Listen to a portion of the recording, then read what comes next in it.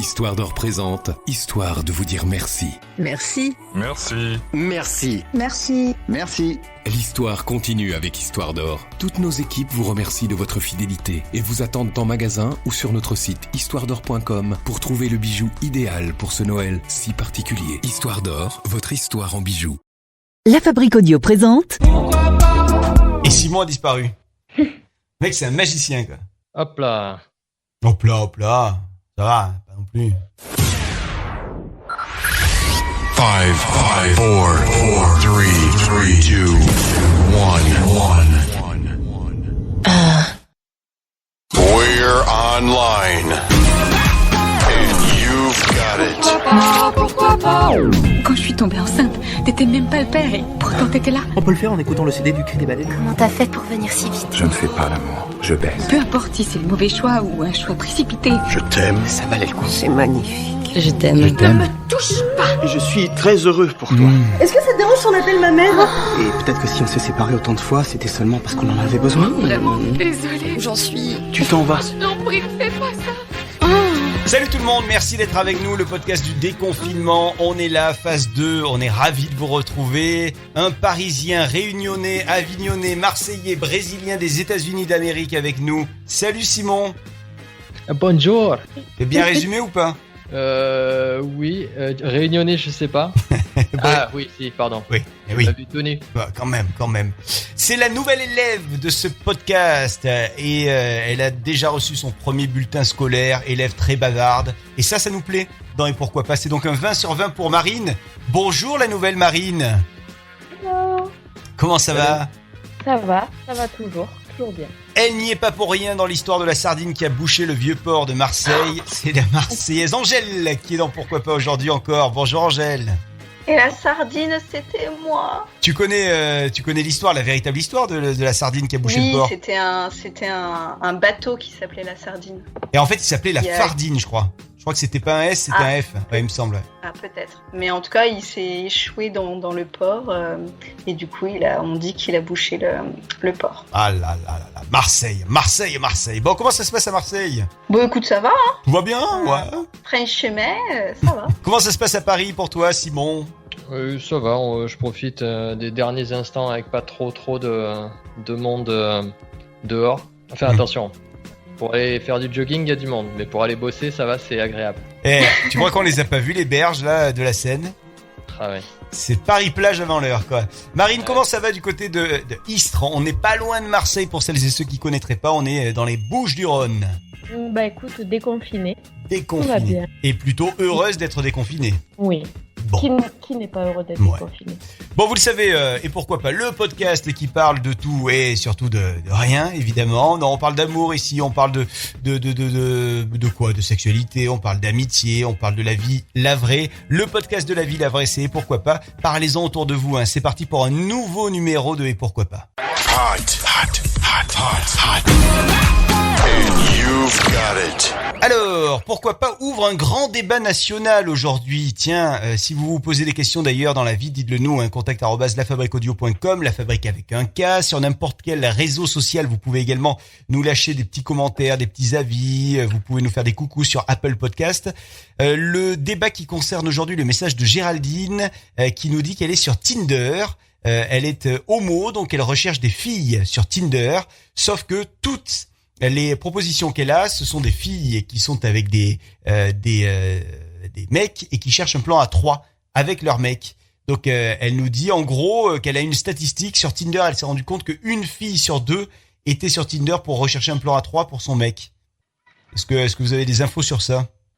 Non, mais je trouve que je vais faire la féministe de base, mais par exemple les hommes homosexuels ont des applications spécifiques, Grindr, mais pas les par femmes homosexuelles comme Grindr par exemple. Mais les femmes homosexuelles n'ont pas d'application spécifique et passent par justement les applications traditionnelles hétérosexuelles, où il y a une possibilité de chercher un partenaire du même sexe. Mais du coup, je trouve que c'est un petit peu dommage que, encore une fois, ce soit les hommes qui aient plus de visibilité, peu importe leur bord, voilà, peu importe leur préférence sexuelle. Et ben, encore une fois, c'est les femmes qui sont la minorité. Non, mais c'est vrai, les t'as hommes raison. sont plus morts de faim, quoi. Tu crois que c'est Non, ça? pas forcément. Ah, pas ça doit forcément. jouer aussi, quand même. Moi, je crois que c'est un cliché, ça. Hein. Enfin, un cliché, en Ouais, tout cas, je c'est... pense pas. Hein. Mais est-ce Alors- que c'est payant pour les hommes et gratuit pour les filles, justement Comme Mythique à l'époque. Ouais, à l'époque, genre adopte un mec ou les trucs Ouais. comme ça, mais je sais pas, je trouve que il y a encore une fois, ouais, le côté, on parle beaucoup des gays et j'ai l'impression qu'on parle moins des lesbiennes. Je suis assez Ou d'accord avec peut-être ça, ouais. qu'elles-mêmes font moins parler d'elles, je sais pas, ça vient peut-être d'elles aussi, mais je trouve que c'est pas vraiment normal qu'il y ait pas un truc spécifique, tu vois, c'est pas équitable en tout cas. Non, je pense que c'est peut-être un peu moins assumé au niveau de la société, le fait d'être lesbienne que le fait d'être gay. Je pense que dans la culture populaire de nos jours, c'est beaucoup plus commun et assumé d'être homosexuel que lesbienne. Mais bon, c'est peut-être que ma vision de la chose. Non, j'avoue que c'est peut-être pas totalement faux. Quand tu penses à homosexuel, bizarrement, tu penses toujours 2 hommes. Mais ouais, parce que il y a aussi quand même, faut dire ce qui est, il y a beaucoup d'hommes dont le fantasme, c'est 2 femmes ensemble. Et il y a beaucoup d'hommes qui sont persuadés que toutes les filles, de toute façon, sont bisexuelles de base. Alors nous, sur Paris, c'est le cas. Hein. En direct de Paris. Là, t'as capté les mecs que nous sommes avec Simon, on n'a pas osé se mouiller, tu sais, on veut bien parler des autres, mais... Ah bon, il y en a qui croient ça, alors. Ah, quand même. Marine. C'est peut-être de la psychologie de comptoir que je fais ou où je me trompe, mais j'ai l'impression qu'on a plus du mal, la société, à accepter 2 hommes ensemble que 2 femmes. Je sais pas. Ouais, mais c'est parce que j'ai l'impression que de toute façon, c'est toujours le cliché genré que l'homme est violent et la femme est douce. Donc 2 hommes ensemble, ça va forcément être de l'amour violent, de l'amour sale, de voilà, quelque chose de plus impur finalement que 2 femmes. Mais c'est vrai que tu as l'impression, quand tu parles à certaines personnes qui sont pas très éclairées, il faut bien dire ce qui est, tu as l'impression que pour eux, 2 lesbiennes, en fait, ça se fait que des bisous, quoi. Tu vois, ça se fait des câlins et des bisous, et le côté sexuel, c'est pas...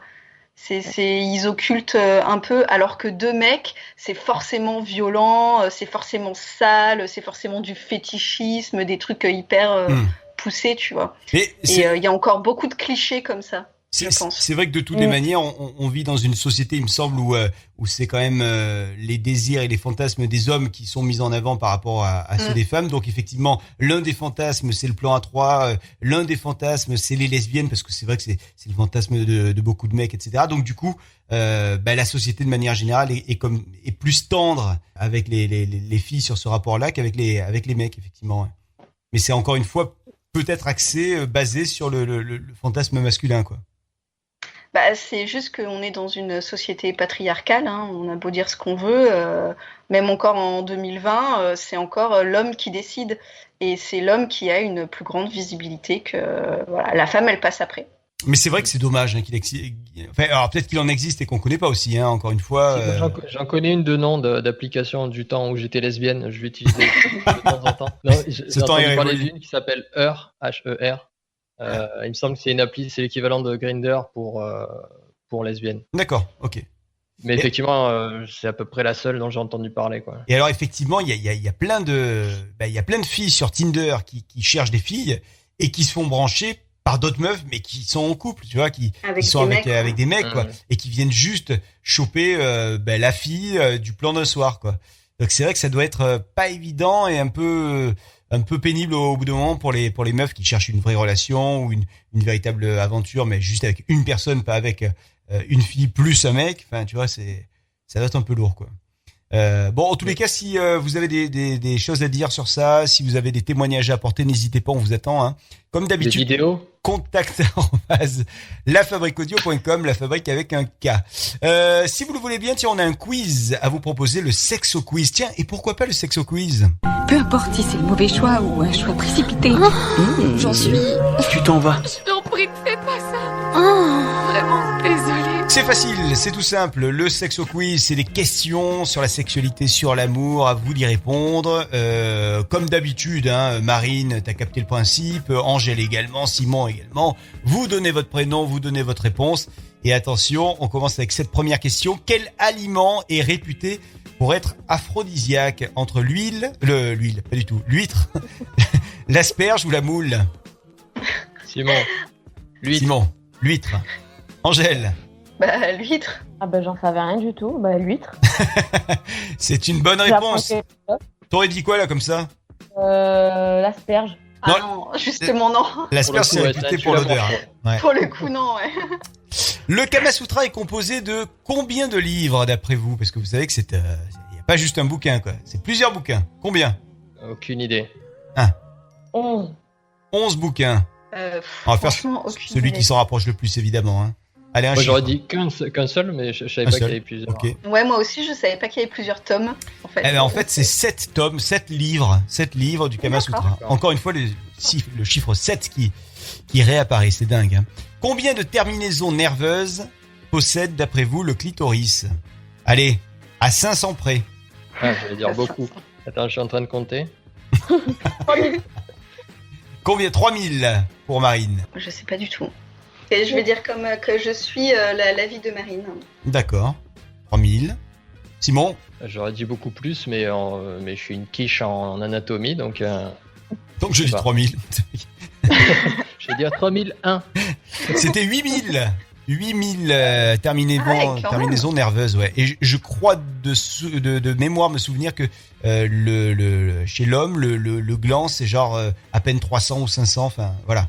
Donc il y a une vraie différence. Qu'est-ce que la sexualité de préliminaire? La sexualité de préliminaire. Qu'est-ce que c'est d'après vous? Bah ça veut dire qu'il n'y a jamais pénétration. C'est ça. Bravo. Est-ce que c'était si évident que ça, Marine? Ben, c'était la question qui était formulée. C'était la question qui était formulée. Non mais le problème là, c'est la question quand même. Non mais du coup je me suis dit bon, est-ce qu'il y a quelque chose que je vais apprendre que je ne connais pas, mais non, complètement ça va. con avec ces questions lui. Je cherche le piège. Comment s'appelle la position où la femme est à califourchon sur l'homme? L'Amazone. Amazon, ouais. J'ai répondu un peu vite là. L'Amazone. Mais ça ne te livre pas des trucs chez toi, par contre. Simon? Ouais, je sais plus si c'était ça ou Andromaque, un truc du genre, mais ouais, je pense que ça va être l'Amazone en rapport à monter à cheval. Non. La bonne réponse, effectivement, c'est la position d'Andromaque. Ouais, bravo Simon. Mais pourquoi Andromaque? Car en 1932...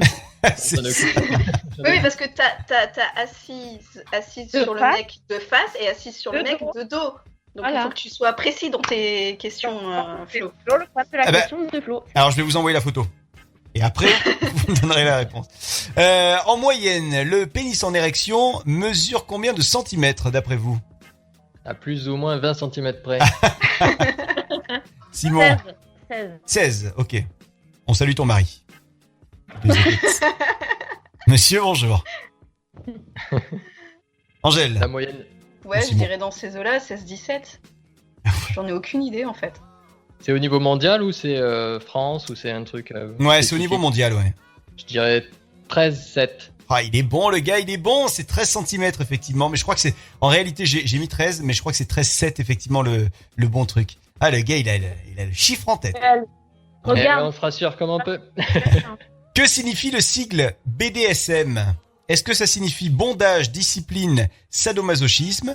Est-ce que ça signifie bondage, domination, soumission, masochisme? Ou est-ce que ça signifie Bernadette, David, Suzanne et Maurice, qui sont en fait les inventeurs de cette pratique sexuelle? La troisième. Aussi, Bernadette, Suzanne et Maurice. La troisième, évidemment, il n'y a pas de doute là, il n'y a pas de doute. Simon? Et Simon, il est concentré. Ouais, attendez, non, les vannes là, 2 minutes. La 3, c'était l'avant-dernière, c'est ça? Non, c'est la dernière. La seconde alors. Bondage, domination, soumission, masochisme. Non, c'est la première. Non, je croyais que c'était sadomasochisme. La première, c'est première. bondage, discipline, sadomasochisme. Ouais, pardon, ça alors. Ouais. Ok, donc domination, on l'enlève, ça y est pas. Bah, on peut s'arranger, c'est comme tu veux. Non, mais effectivement, hein, le BDSM, ça veut dire donc bondage, discipline et sadomasochisme. Il n'y a pas la domination dans le truc. Qu'est-ce qu'un rapport phallocentré? Bon, ça c'est facile. Hein. C'est centré sur le phallus, c'est dans le nom. Hein. Phallo. Espèce de phallo. C'est un rapport sexuel basé davantage sur la pénétration. Voilà, pour être précis. Ah, d'accord. Si on va être dans la définition absolue, voilà, c'est ça. Bon, ben c'est pas mal. On a appris pas mal de choses aujourd'hui. C'était bien. Ah, c'était bien.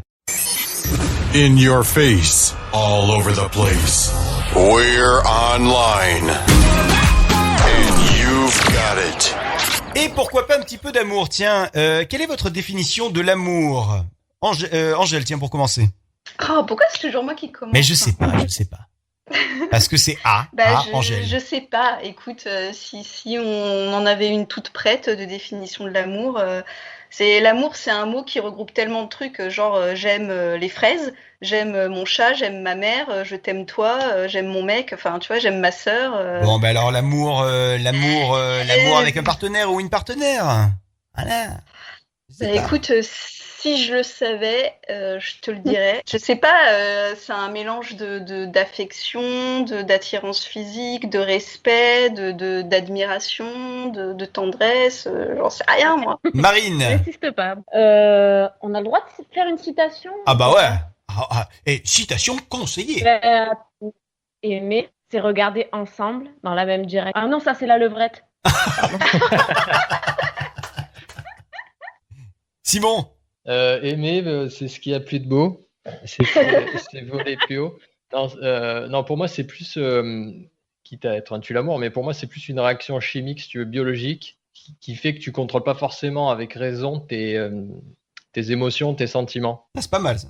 C'est beau. On sent quand même le mec qui a fait bac scientifique. Ouais, j'ai fait une thèse sur l'amour. Sur l'amour. C'est un spécialiste, un professeur de l'amour. Le hitch. Ouais. Je suis assez d'accord avec ça. C'est le truc où tu sens que tu regardes un petit peu dans la même direction. Je vais reprendre évidemment la définition de Marine. Il y a des trucs que tu peux pas trop contrôler avec l'autre. Voilà. C'est ça. Non, j'allais dire, ça s'explique pas en fait, l'amour. Quand tu tombes amoureux de quelqu'un, tu peux pas dire t'as pas une liste et tu fais ça check. Enfin, je sais pas, une fille, tu dis pas alors c'est parce qu'elle est blonde. Elle a des gros seins, alors elle aime la même musique que moi, elle machin. Tu sais pas en fait. Ça coche quand même pas mal de cases là. C'est ça. En vrai, tu sais pas vraiment pourquoi tu l'aimes au fond. C'est un tout. Enfin, je pense. Ça se contrôle pas. Et alors, est-ce que d'après vous, forcément, il y a le côté physique qui passe avant tout au début? Ouais, on en a déjà discuté, mais à terme, ça compte forcément, parce que sinon, ça reste ton ami. S'il n'y a pas le côté physique. Je sais pas. Tu peux aimer quelqu'un sans avoir consommé physiquement quelque chose. Oui, voilà, tu peux aimer. Tu peux être séduite par du charme, un charisme, et du coup, tu trouves la personne belle. Je trouve des garçons pas forcément très beaux, mais qui ont un charisme et qui dégagent quelque chose beaucoup plus beau que certains mannequins qui sont antipathiques, bêtes, etc. Et du coup, ça les rend moches, quoi, en fait. Donc, vous voyez, j'arrête pas de vous le dire. Évidemment. C'est ça parce que tu les as pas dans la même pièce que toi. C'est ça. Non, un mec avec une plastique parfaite, mais qui est bête comme ses pieds, franchement, ça donne pas envie. Eh ben, vous savez quoi? Vous savez quoi, les filles? Simon, on annule la surprise. Non, mais ils devaient venir ce soir, les mecs. C'est fini. Je croyais que c'était toi qui venais, Flo. Quelles sont les habitudes des autres couples qui vous irritent? Oh là là, moi, il y en a un paquet. Moi aussi. Ah ouais. Déjà, tous les trucs gnangnan. Alors, attends, si on veut partir sur les trucs dégueux, et oui, on le veut, évidemment. Non, tu sais, les couples qui se percent les boutons entre eux? C'est pas possible de faire ça. Ah, mais t'as ces idées, ouais. Ben ouais, mais la dernière fois, j'ai vu une vidéo qui tourne sur YouTube, je me suis dit, mais non, ça, ce n'est pas possible. Les couples qui s'habillent pareil aussi. Tu sais, le matin, là, qui s'habillent pareil. Qui sont des clones. Ah ouais.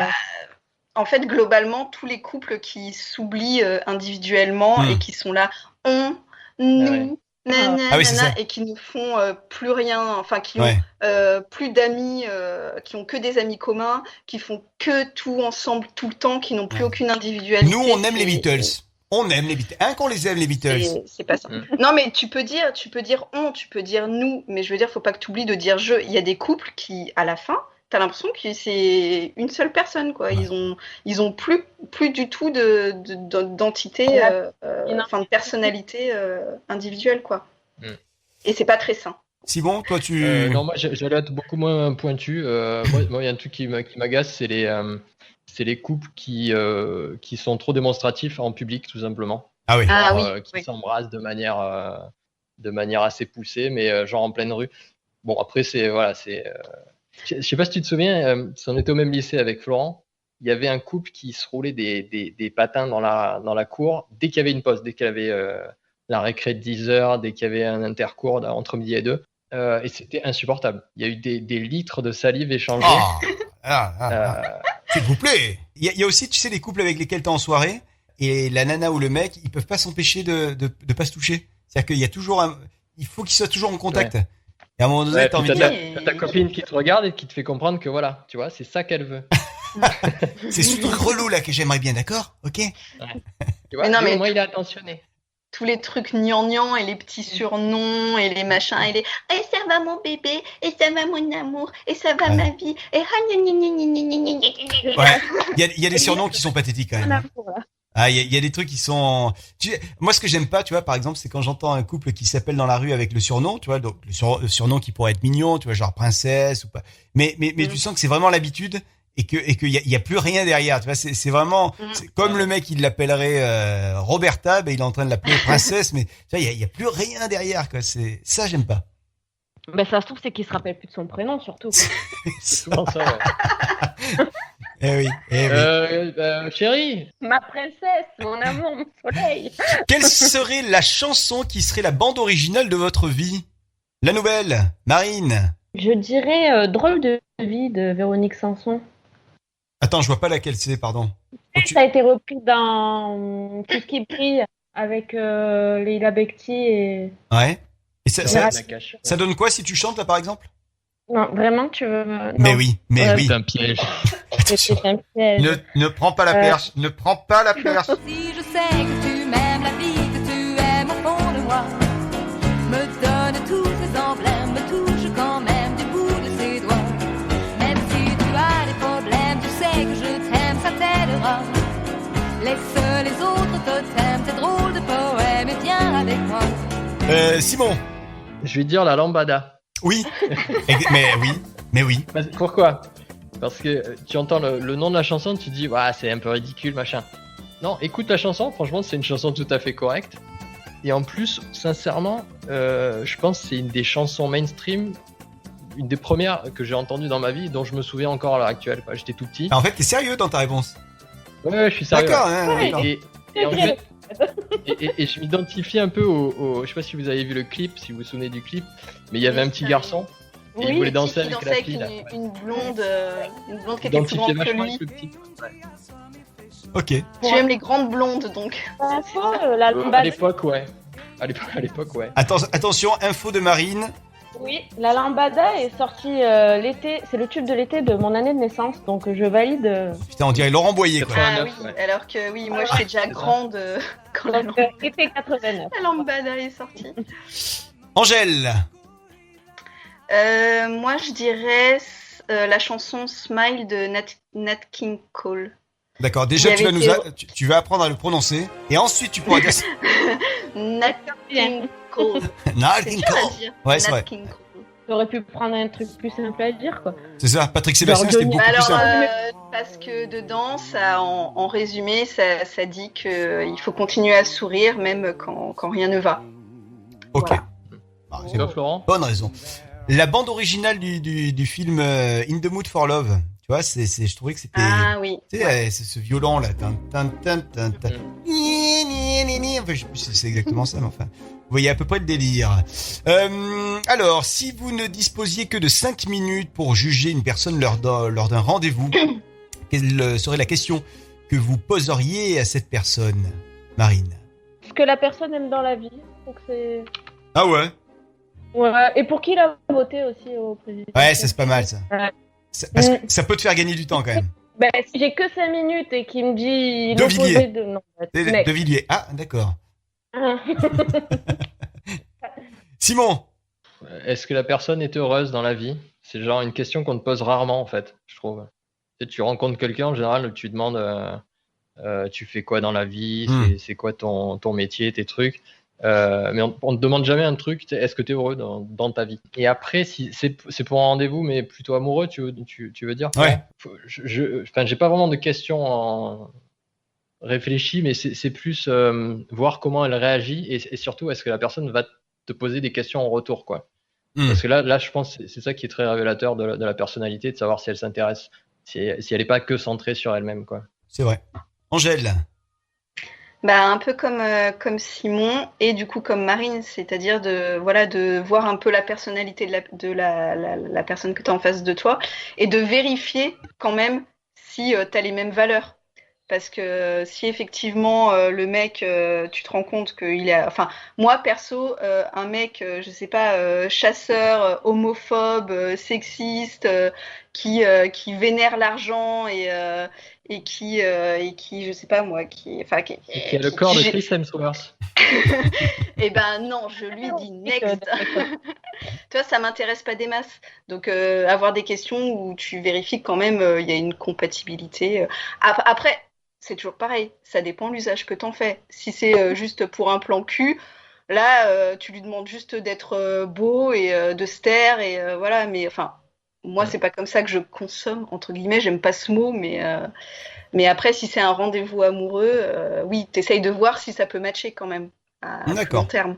Ok, je note tout ça, parce que moi, je suis en train de me faire un registre sur vos questions. Moi, je ferai un test de connaissance à la personne sur les bronzés et sur OSS 117. Pour voir si on a des...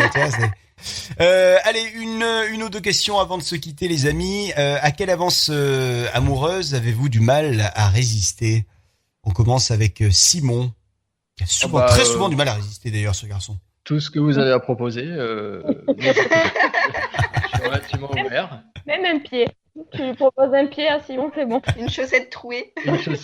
Écoutez, non, c'est vague. Tout dépend de la manière en fait dont t'aguiches, quoi. Ouais, on va pas faire les difficiles quand même. Si c'est offert avec bon cœur. Marine, alors rapide dans vos réponses parce qu'il me reste 2% de batterie sur mon téléphone. Je vous le dis de suite. Marine. Une douche chaude. Mais l'eau qui ruisselle. Quoi, quelqu'un qui te propose une douche chaude, tu peux pas résister. Attends, mais non. Attends. Et qu'il faut qu'il y ait l'attirance quand même, hein, tu vois. Si c'est Trump, par exemple. J'allais chercher mon chargeur de portable. Ah d'accord, donc quelqu'un te dit, ça te dit une douche chaude. Mais comment tu peux proposer une douche chaude à quelqu'un? Non, il y a déjà eu un truc avant et du coup tu peux pas résister, quoi. Tu vois ce que je veux dire? Ouais. Enfin, il faut qu'il y ait eu pas mal de choses avant quand même. Ah oui, toi tu partirais du niveau 0 en fait dans ta Non, mais tu sais, genre tu connais la personne, mais voilà. Ah alors comme Simon, hein. Je prends tout ce qui passe. Yes. Ouais, on connaît les vrais. C'est la même team. Bon les amis, Angèle, j'ai pas le temps de te poser la même question parce que mon portable s'éteint dans 30 secondes. Merci les amis de nous avoir écoutés évidemment. Merci Marine. Je suis très vexée. Merci Angèle, merci Simon et on se retrouve évidemment très vite dans Et pourquoi pas, un podcast produit par La Fabrique Audio. À bientôt. Salut, bisous. Vous souhaitez devenir sponsor de ce podcast? Contact @lafabriqueaudio.com.